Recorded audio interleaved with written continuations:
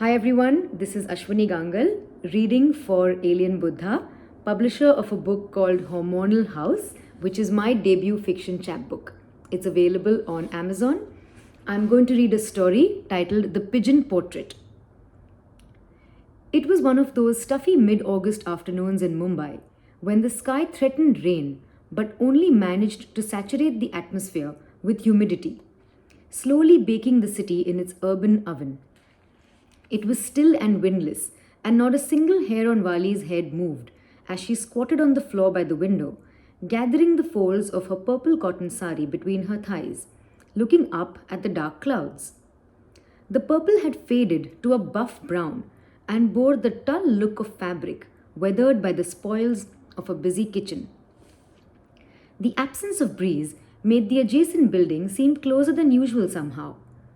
In her neighbor's balcony, Vali noticed a dismembered hand appearing to adjust the clothespin on the rope, the bangles on the hand making that typical sound, feminine, Indian, middle class. Not the kind of deliberate seductive jingle a heroine's bangles make in Hindi cinema, but the noisy byproduct of domestic toil. The pigeon seated on the ledge by the rope almost flew off, but the hand quickly disappeared, giving the bird reason to stay. Vali wiped the sweat off her face and got busy with her phone, leaving her sultry surroundings instantly transported to the world inside the mobile screen. Soon, another pigeon came and sat on a ledge below the balcony, making her companion on top fluff up in that way pigeons fluff up and hoot in that way pigeons hoot. Within seconds, a third one arrived and chose the balcony one floor below. They were perched on 3 different levels, aware of one another's presence, busy preening, pecking, and pooping. Vali casually looked up and saw the 3 pigeons, suddenly transfixed by the stunning symmetry of the scene in front of her. The birds sat one below the other, in a way that made them look like 3 large grey dots along a perfect slant. Hypnotized, Vali raised a finger and traced an invisible diagonal line through the 3 birds, remarkable only for the sheer incline they created, because of the way they were positioned. She forgot about her phone as she stared.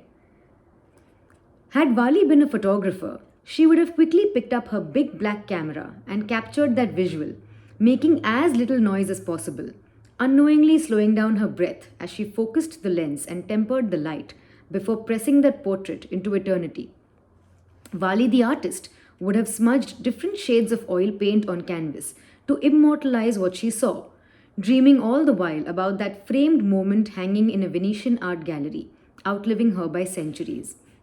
The writer she wasn't would have woven words about these filthy flying rodents and written about the sick, moist look their flea-laden feathers had, turning the accidental geometric accuracy of that sight into a tragic essay about the futility of such fleeting moments of inspiration. Vali the mathematician would have seen the error that Vali's phone beeped, breaking the spell. She looked down at the screen, and when she looked up again, the pigeon in the center was gone. And just like that, she was looking at 2 ordinary birds. Nothing more, nothing less. The pressure cooker whistled loudly, and Vali, eyes scanning her mobile for messages once again, walked into the kitchen, forgetting all about the view that caught her fancy just seconds ago. Meanwhile, the clouds finally burst, soaking the city and all it held. Buildings, balconies, clothes hung to dry, ledges, and birds.